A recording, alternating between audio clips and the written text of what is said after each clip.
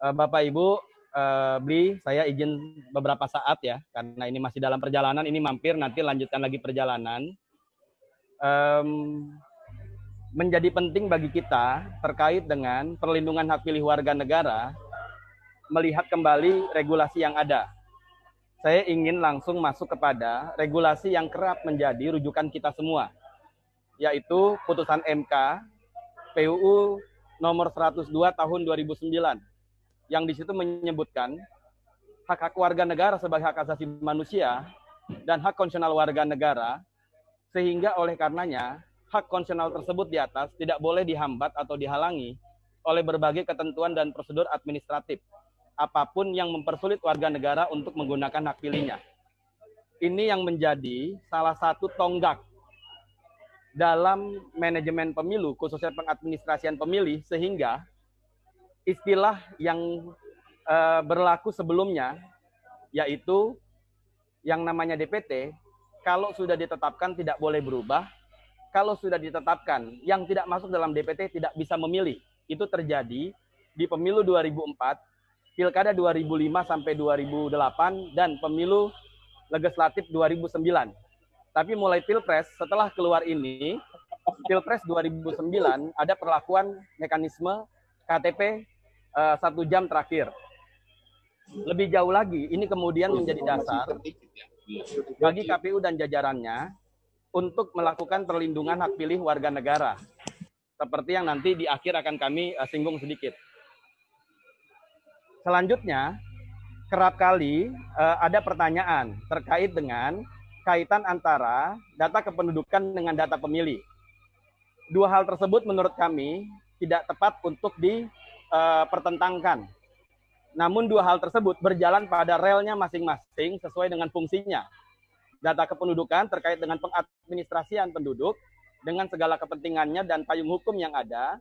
Data pemilih dengan kerangka hukum Undang-Undang 10 tahun 2016 yang kemudian menjadi berbeda dengan data kependudukan adalah salah satunya pengaturan di pasal 58 ayat 3 yang di bagian penjelasan disebutkan pemutahiran adalah menambah dan garis miring atau mengurangi calon pemilih sesuai dengan kondisi nyata di lapangan.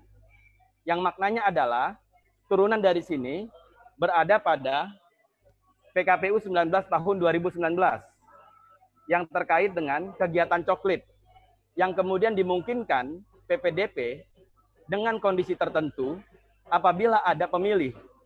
Datanya ada di datanya ada di AKWK, namun kemudian tidak ditemui di lapangan karena kondisi-kondisi tertentu sehingga tidak memenuhi kualifikasi atau tidak sesuai dengan kondisi nyata di lapangan, dimungkinkan untuk dicoret. Salah satu bentuk caranya adalah apabila pemilih tersebut tidak ditemui, ada pengaturan PPDP melakukan pengecekan ke sekeliling daerah rumah pemilih tersebut, mulai kiri, kanan, depan, belakang, serta konfirmasi kepada ketua RT atau sebutan lain. Mekanisme ini secara teknis mengkonfirmasi keberadaan pemilih tersebut. Apabila para pihak yang tadi kami sebutkan menyatakan yang bersangkutan masih ada, tentu tidak dihapus.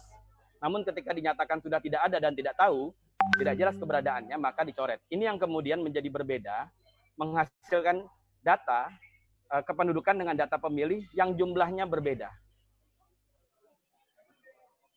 Kemudian satu hal lain dalam Pilkada Serentak 2020 yang kami lakukan adalah KPU merumuskan, menormakan dalam peraturan terkait dengan penanganan pemilih di lapas dan rutan yang prakteknya selama ini sudah berjalan, namun di tingkat pengaturan belum begitu terakomodasi. Maka KPU merevisi PKPU 19 tahun 2019 menjadi PKPU 17 tahun 2020. Selanjutnya, ini prinsip penyusunan daftar pemilih. Teman-teman sekalian, Bapak Ibu, peserta webinar, dengan segala keterbatasan yang kami miliki, kami ingin mengatakan KPU bekerja dengan 7 prinsip, yaitu akurat, komprehensif, mutakhir, inklusif, transparan, responsif, dan partisipatif. Berapapun jumlah DPT, itu hadir dari proses yang panjang, dari proses yang terbuka, melibatkan para pihak secara langsung, setiap pihak memiliki kesempatan untuk memberikan konfirmasi tanggapan terhadap data yang ada. Data KPU, data yang inklusif.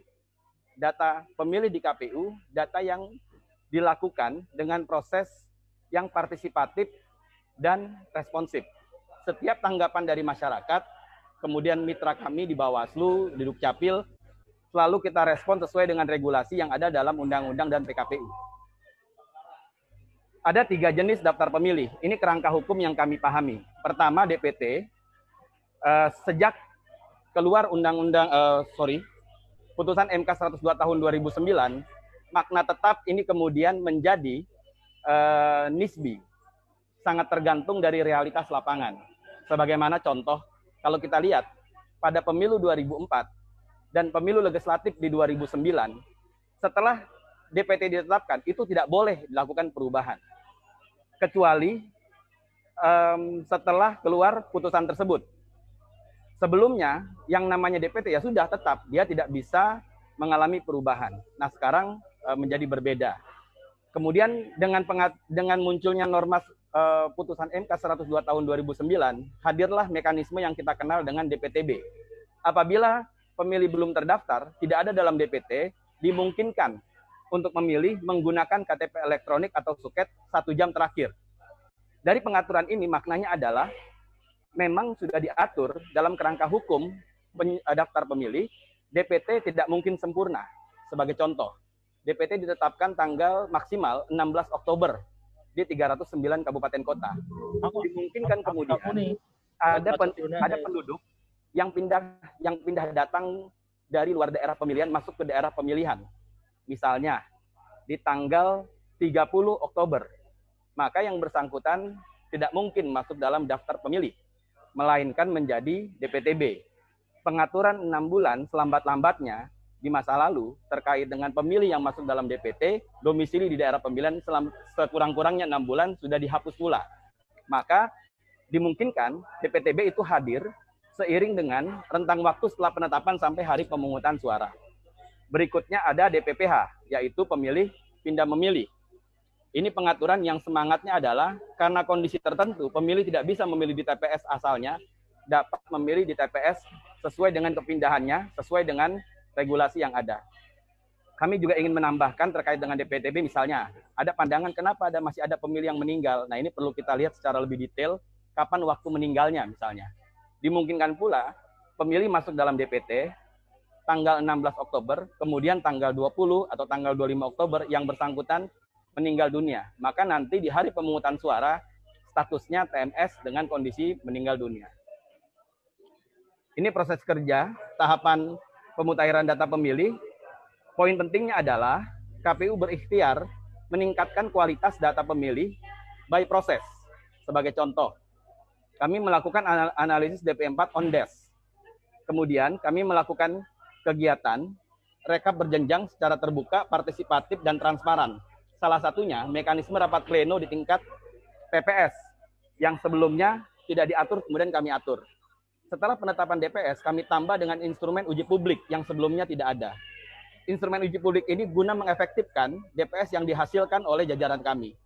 Selain uji publik, kami juga melakukan audit internal. Artinya, DPS yang telah ditetapkan, kita cek kembali kualitasnya. Ini bermuara untuk menghasilkan DPT yang bersih. Itu pula mengapa jumlah DPT kalau dilihat dengan DP4 berkurang.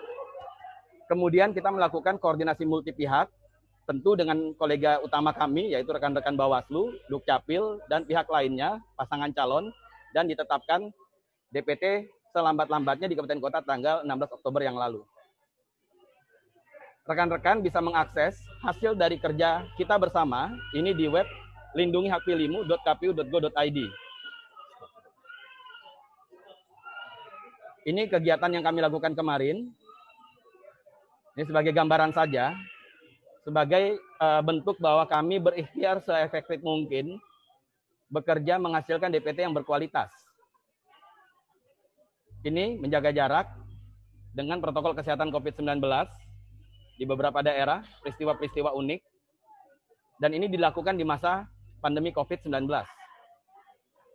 Ini dalam suasana banjir. Ini perjuangan rekan-rekan kami PPDP yang menurut kami patut kita apresiasi bersama karena kesungguhan mereka membantu memberikan pelayanan kepada pemilih. Rekan-rekan sekalian, ada satu instrumen yang kemudian baru dalam penyusunan daftar pemilih Pilkada serentak 2020, yaitu norma perlindungan data pribadi.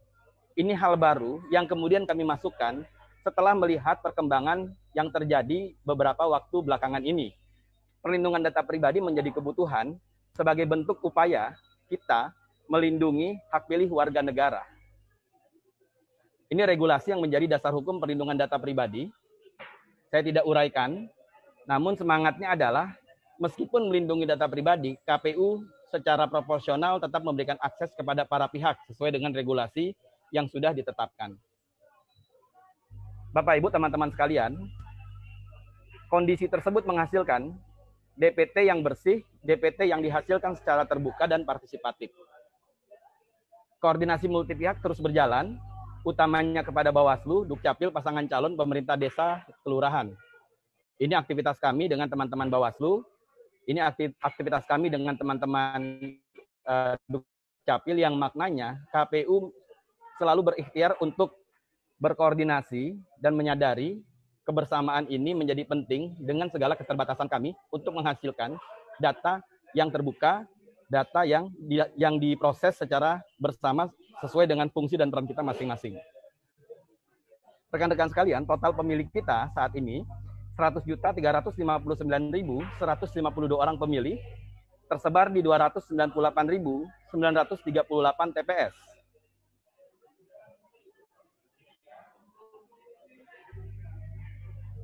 Rekan-rekan sekalian dan teman para narasumber, ini hal terakhir yang kami lakukan. Kenapa KPU ikutan cawe-cawe dengan kegiatan perekaman KTP elektronik? Hal tersebut menjadi keniscayaan manakala instrumen administrasi kependudukan menjadi bagian dari upaya dari pengaturan hak pilih warga negara. Dalam undang-undang disebutkan keberadaan KTP elektronik atau suket. Mau tidak mau, suka tidak suka, itu menjadi bagian dari concern yang harus menjadi bagian kerja KPU guna melindungi hak pilih warga negara. Saat ini teman-teman kami menjelang hari pemungutan suara bersama-sama dengan rekan-rekan Dukcapil dan Bawaslu berupaya untuk mendorong pemilih yang belum rekam KTPL melakukan perekaman. Kami membuat gerakan dukung rekam KTPL dan kami berupaya menuju 0 status belum rekam KTPL. Ini semata-mata untuk menggenapi proses yang sedang berjalan. Ini kegiatan yang kami jalani. Sebagai contoh ini. Ini adalah manula dilakukan bersama-sama jajaran PPS PPK bersama dengan rekan-rekan Bawaslu di salah satu daerah. Jemput.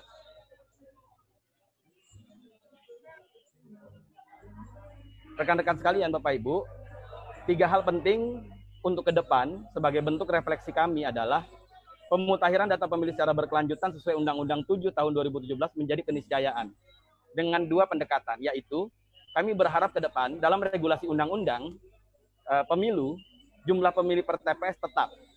Kemudian TPS dibuat permanen seperti di Filipina.